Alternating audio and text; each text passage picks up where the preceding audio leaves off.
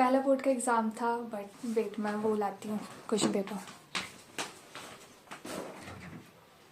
Hi guys, this is चली अ CBSE 10th grader. इस video में मैं आपको अपना पहला बोर्ड का एग्ज़ाम जो कि इंग्लिश का था 15 फरवरी को। So let's begin. नहीं तो वीडियो लंबी हो जाएगी क्योंकि मेरे पे बहुत कुछ है आपको बताने के लिए। यह है मेरा बोर्ड एग्ज़ाम का पेपर। मेरे को सेट 1 मिला था इंग्लिश का। तो अगर मैं आपको स्टार्टिंग से बताऊँ पहला क्या एक्सपीरियंस था मेरा, जैसा आपको वाले चार्ट में दिख रहा होगा मैंने चार्ट बना रखा है ताकि जो मेरे सारे दिन हैं वो अच्छे से प्रोडक्टिव हो और अच्छे से मैं उनको यूटिलाइज़ कर पाऊँ। मैं 9 o'clock को निकल गई थी अपने सेंटर। मैं सेंटर गई, सेंटर के अंदर हमने एंटर किया, चेकिंग वगैरह हुई और मैं आपको एक इंसिडेंट बताती हूँ। जैसे ही मैं सेंटर के अंदर गई, मैं और मेरी दोस्त हम अंदर जा रहे थे।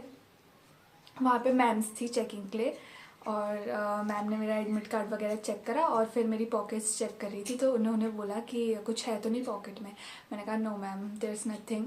तो फिर मैम ने कहा कि मैम ने ऐसे चेक करा और मैम को अंदर कुछ मिल गया।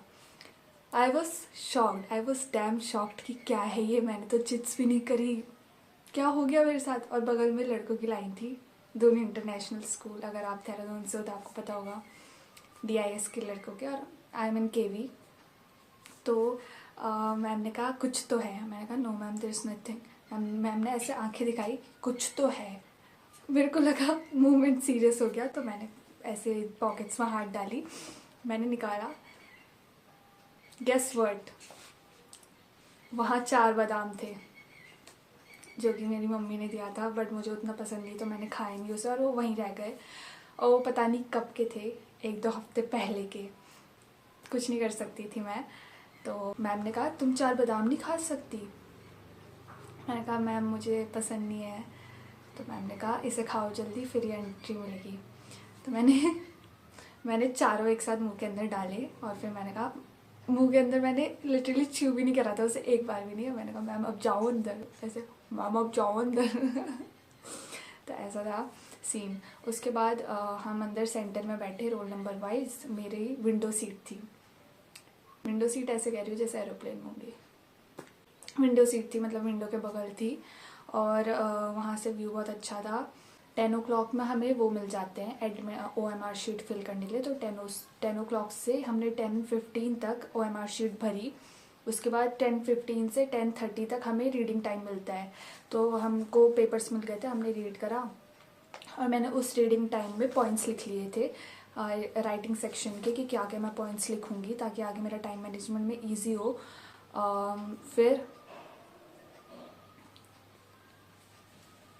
10:30 में जब हमें बोला कि तुम लिख सकते हो, मतलब जब पेपर शुरू हो गया था, देन 10:45 तक हमारा टाइम लिटरली ऐसा वेस्ट हुआ है। कभी मैम एक पेपर जो मिलता है साइन करने के लिए वो ला रही थी और मतलब बहुत टाइम वेस्ट हो गया था। बीच में बारिश भी आ गई थी।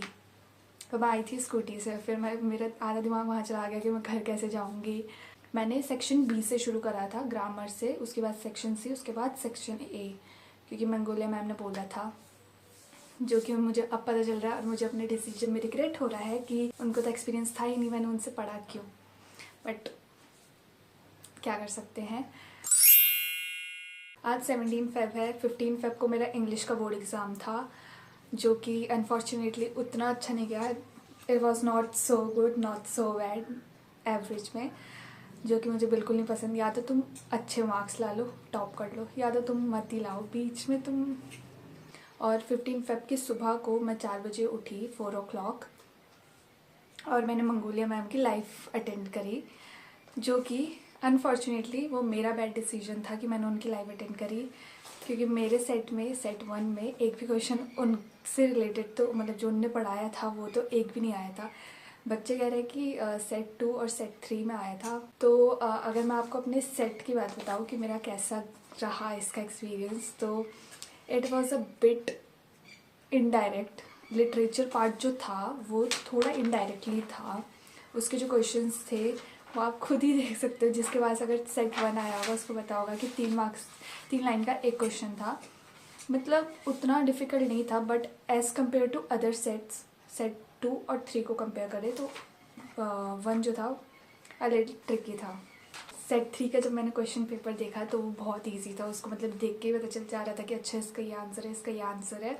बट सेट 1 में थोड़ा सोचने के लिए था, और जिसकी वजह से मेरा टाइम मैनेजमेंट उतना अच्छा नहीं हो पाया।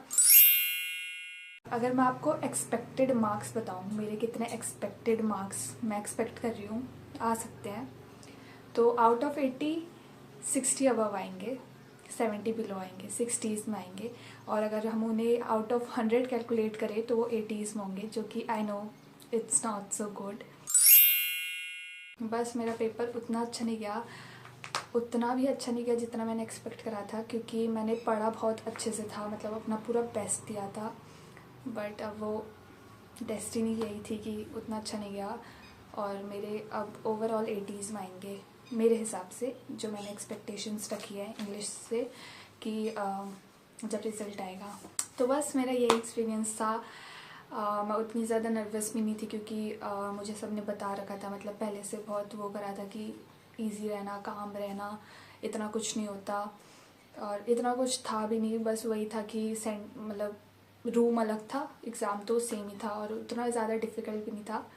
But set 1 as compare to the other sets थोड़ा डिफ़िकल्ट था, थोड़ा डिफ़िकल्ट नहीं, ट्रिकी था, थोड़ा इनडायरेक्ट था, तो उसमें सोचने के लिए ज़्यादा था। तो बस मेरा यह एक्सपीरियंस है, ज़्यादा कुछ उतना ख़ास नहीं है, बट मैंने आपको बता दिया कि कितना एक्सपेक्टेड मार्क्स है और क्या क्या मेरा एक्सपीरियंस रहा। पसंद आई हो तो लाइक कर देना इस वीडियो में। इतना ही, thanks for watching, bye bye. Hi guys, this is Shaily Asif.